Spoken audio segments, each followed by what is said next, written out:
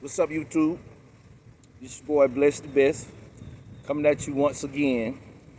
And I haven't been able to get out here in my spot for the last few days or so. We've been getting a lot of rain down here in Georgia, and look like we're gonna get some more today. So I'm gonna make this real fast, man. I'm trying to get faster. I'm trying to get my videos shorter and more concise. And that's what I'm trying to do today. But I'm back again, still on basically the hot topic of right now. And you know what that is? The jab. You know what I'm talking about? The jab. The jab that the government throwing out there. And you got some people that stand there and take the jab. Then you got other people that's bobbing and weaving. They bobbing and weaving through all the jabs out there, you know what I'm saying? So they coming at you with multiple angles, mostly from the political left, the left wing of white supremacy, the real sly and tricky wing, the wing that believes that you catch more flies with honey than you do with vinegar. You know what I mean? So they make it sound real sweet. But at the end of the day, their goal is just like the right, to keep the status quo rolling. Just like it is. White men at the top, black men at the bottom. And you know, all women go as we go. And with that being said, okay, one of the tactics that people on the political left use, all the way down to everyday people in the street, and that's the white guy that has sat back.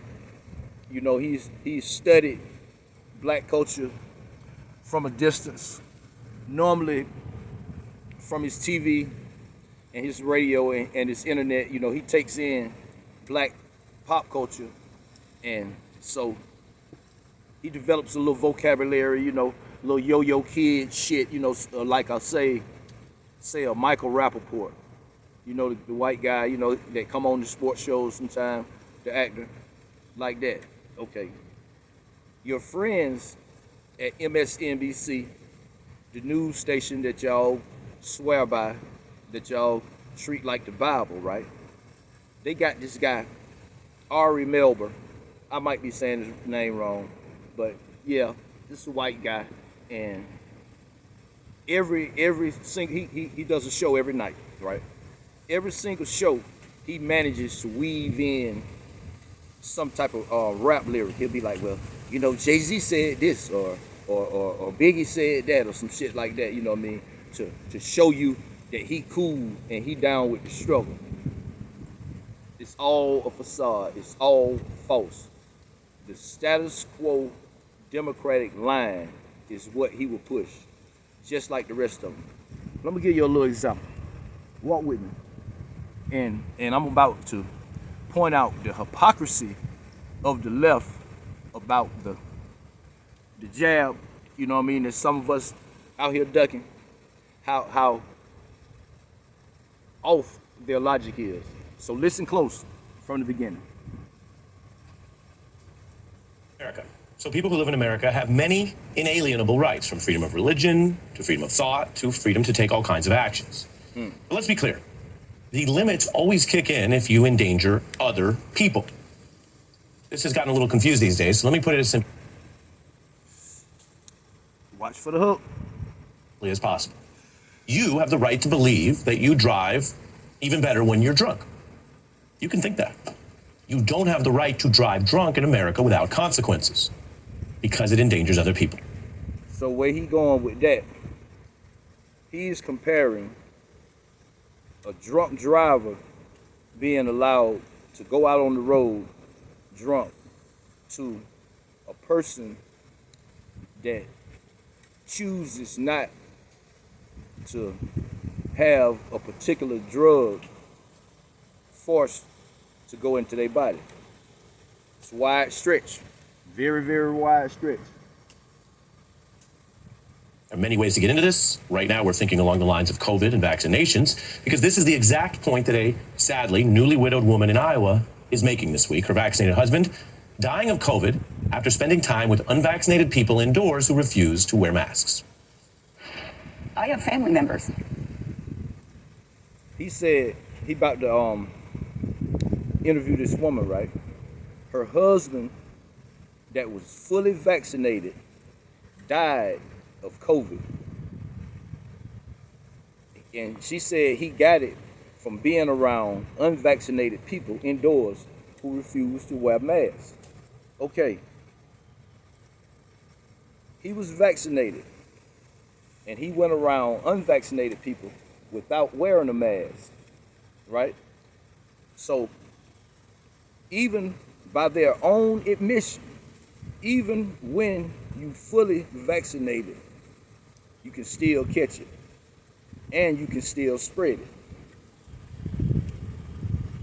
I fail to see the logic in why do it, right? Me, myself personally, I stay masked up. I don't care if you're vaccinated or unvaccinated. It don't matter to me. I am going to take the personal responsibility to protect myself, right?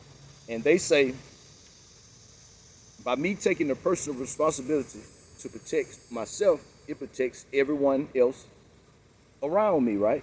So I don't understand the disconnect between the vaccinated and unvaccinated, especially listen to this story, and there's a lot of stories out there like that. Okay, Nicki Minaj brought up somebody had a adverse reaction to the vaccination, and she was banned everywhere. But I don't get it.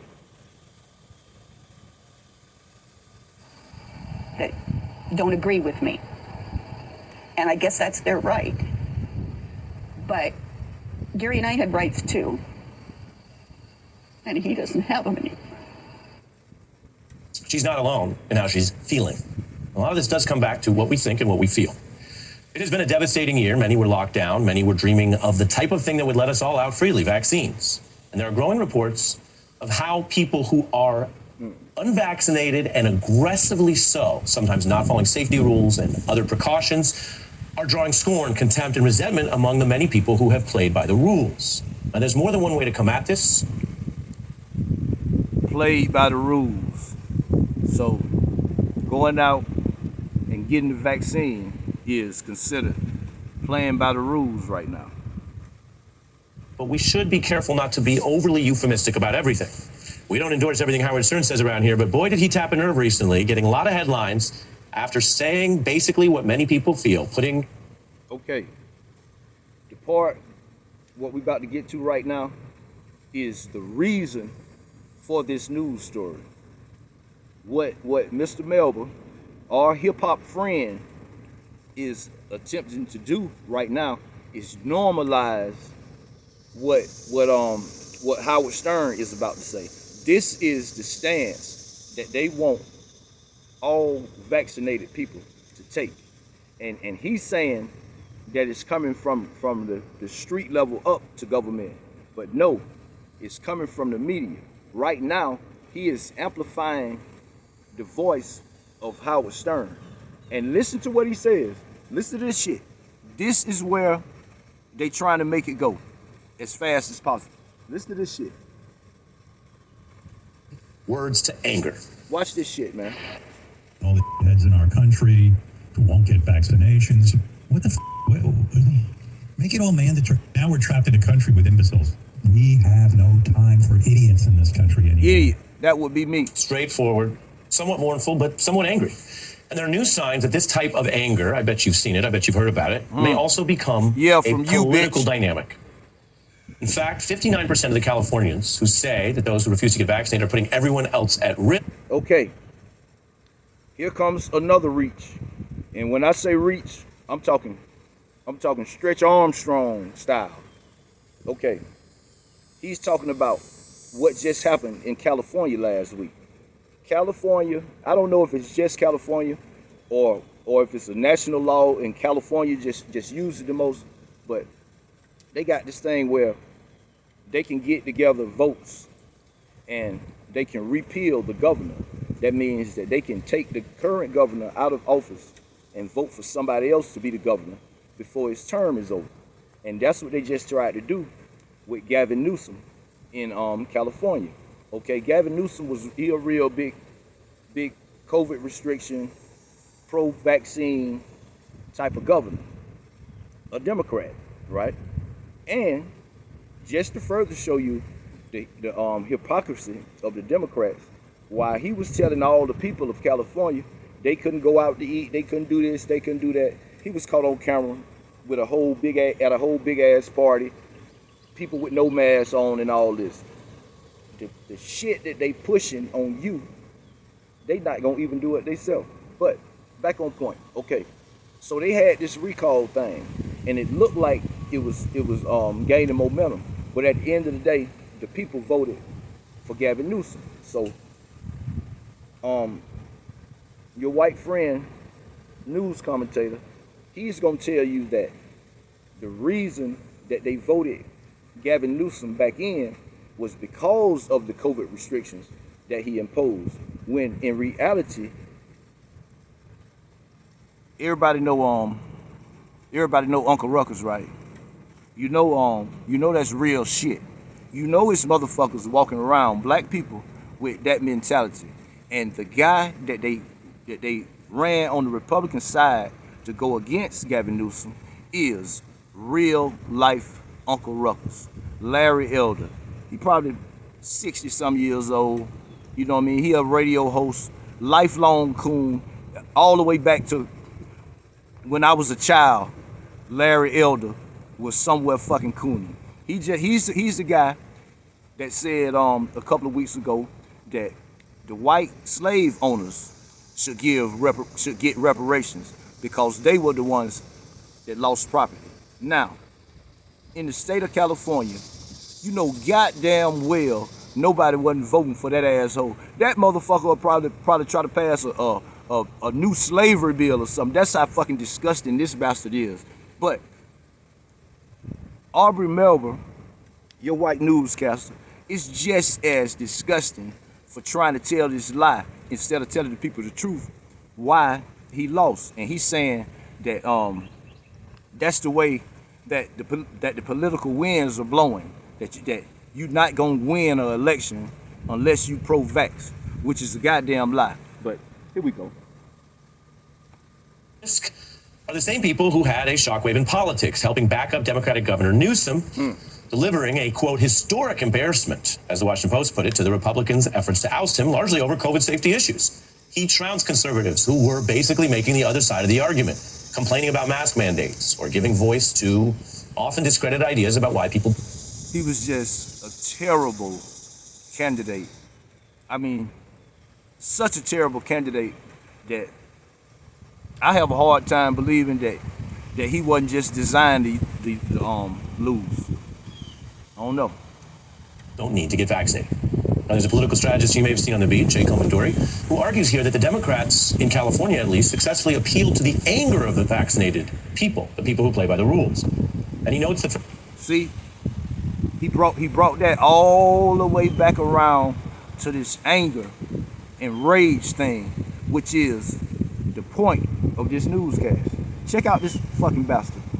30 years, Democrats have often avoided anger while the GOP has embraced it. That looks to finally be changing. He points to the mid-1990s Clinton era when Republican Newt Gingrich was all about you see it right there on the cover of Time, mad as hell politics, angry about everything. Republicans so angry that they rode that.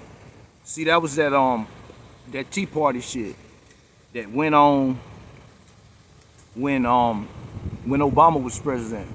Most black people was too busy worshiping Obama to see the Tea Party for what it really is. It's the fucking alt-right of today. And it was built on white rage. It was built on the founding fathers promising this land to the white man. That's what it was built on. They told the white man that his rule was being threatened. if he didn't do something fast. That's what the Tea Party was. And now, this fucking bastard is suggesting that the Democratic Party get on that shit.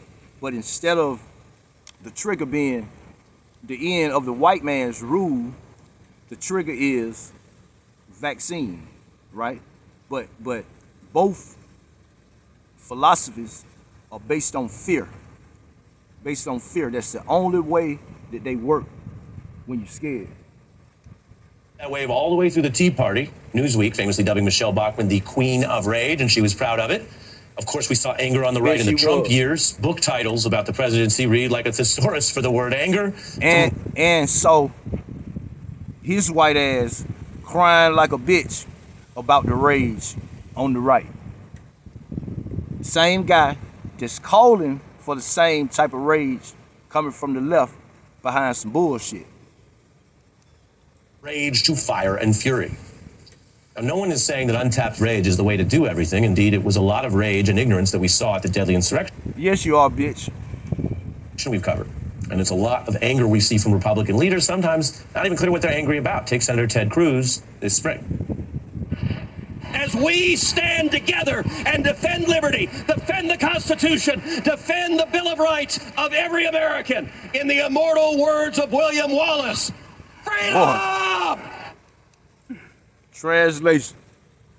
As we get together to defend white supremacy, the principles of white supremacy, and it will go on forever. White supremacy. That's what that fucker Ted Cruz is really saying. And that bitch, Ari Mebler, knows what rage he talking about. The same fucking rage that his... Man, let's go. Yes, freedom. Now, anger can drive all kinds of situations, psychologically, personally, socially, politically. What we are seeing here, to say the very straightforward thing, is that one party that has largely tried to avoid this, the Democrats, are picking up on how anger works, possibly more justified than some of the Republican anger that we've seen. This is anger about people who might put their... More justified. He is trying to trigger the left to normalize rage against unvaccinated people in this country. And he is doing that to follow the program of the weekend at Bernie's as president that you motherfuckers put in office.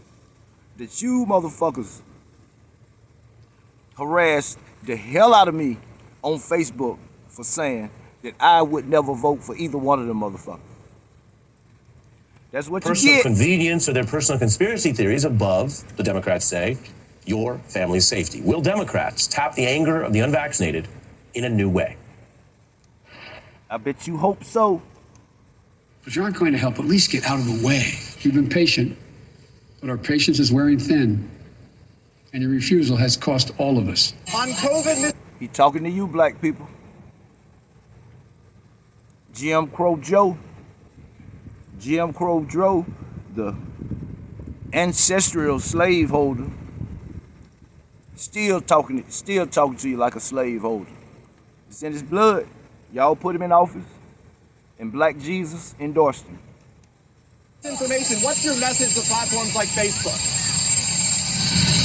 They're killing people. Facebook is killing people. Look, the only pandemic we have is among the unvaccinated. Yeah. And they're killing people.